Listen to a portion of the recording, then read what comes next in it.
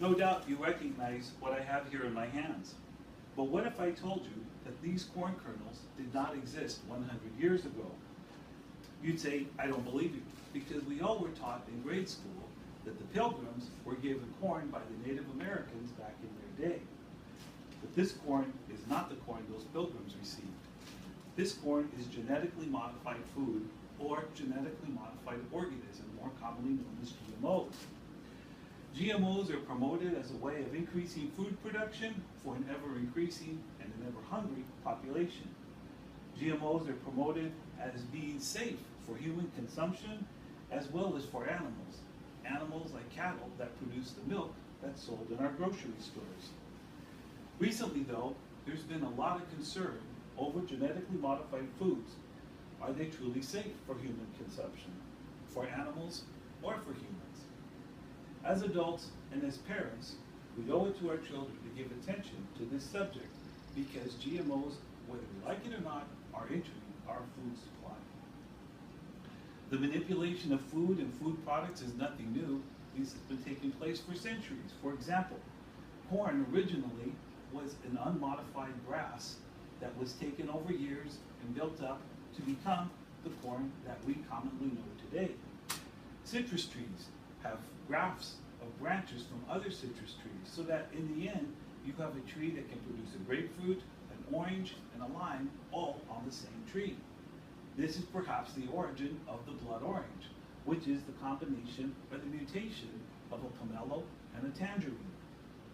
Animals have also been manipulated in a similar way.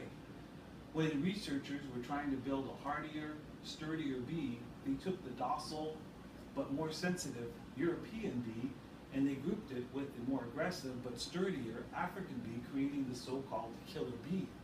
They did get a sturdier bee, but they also got a bee that was a lot more aggressive and would attack humans if given the opportunity. Now these were combinations that would not naturally occur in nature, but over time, geneticists and researchers took this idea one step further and they created mutations of vegetables and fruits which we may not realize. For example, producing potatoes and apples that will not turn brown when they're exposed to air. Beets that can handle temperatures below 32 degrees or below freezing. And, as we've mentioned, corn that is resistant to pests and bugs. Now these products are generally accepted and we've probably eaten them with no ill effects. The problem comes when these same techniques that are used on plants and vegetables are applied to the animals that we're commonly used to. For example, pigs have been modified so that they produce a cow-like hide on the outside. Salmon have been grown or modified so that they grow bigger and faster, creating more food available for people. And of course, there's the ever-famous spider goat. If you're not familiar with this, these are goats that have been injected with spider DNA. You may ask, why would they do this? Because they take the milk from the goat, extract out the protein that becomes spider silk. Then they take the spider silk and they weave it into bulletproof vests for policemen. I'm not making this up. You can look it up on the internet. The point is, these are things that are taking place that we may not be aware of. It's because of this that groups like Non-GMO Project have been established. They make the statement that every day at Non-GMO Project, we hear from people who are worried about the impact GMOs have and are looking for ways to make safe and healthy choices for ourselves and for their loved ones. Are these concerns valid? Notice how this topic is addressed in the following short video.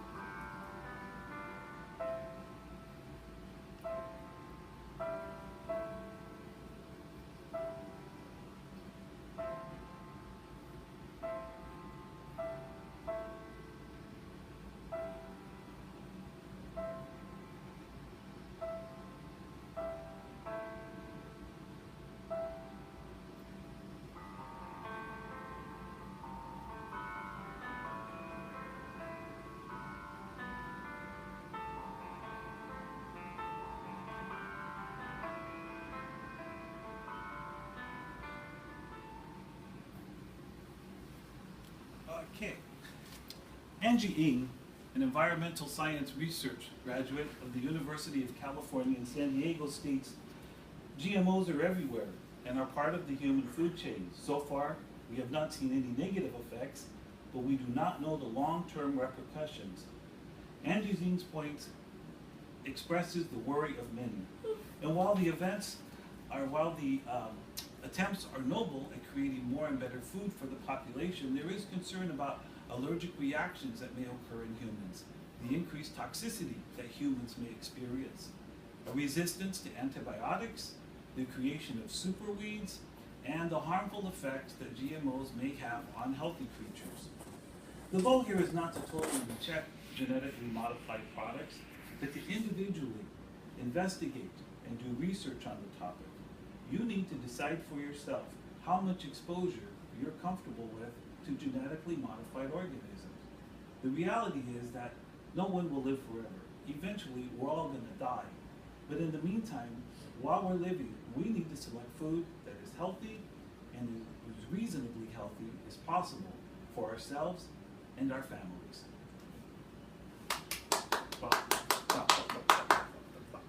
Now,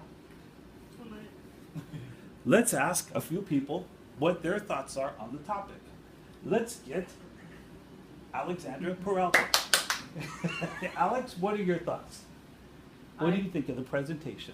I thought it was a very interesting presentation with a lot of information that a lot of people don't know about, and it's good to know, and I support non-GMO. Okay, and now let's get Philip Kist. Philip Kist, give us your thoughts on the presentation.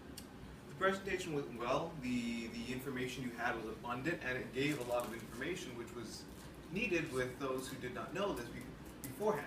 However, with you being the presenter, the speed in which you went to go about in your presentation gradually increased, so commas, periods, and your examples, there was a lack of pausing.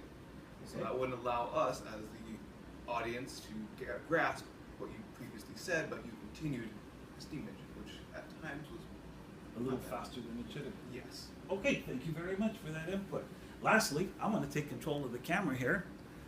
Let's get input from our cameraman, Oscar Peralta. Oscar Peralta, please give me your thoughts on the presentation. I didn't realize we lost so many different types of corns. Based on that presentation, we see now that we're down to single digits, 12, 13 different types of corn. So we see that we really need to work on making an impact in our food supply and take it one day at a time to make it grow back again. Okay, thank you very much, everyone.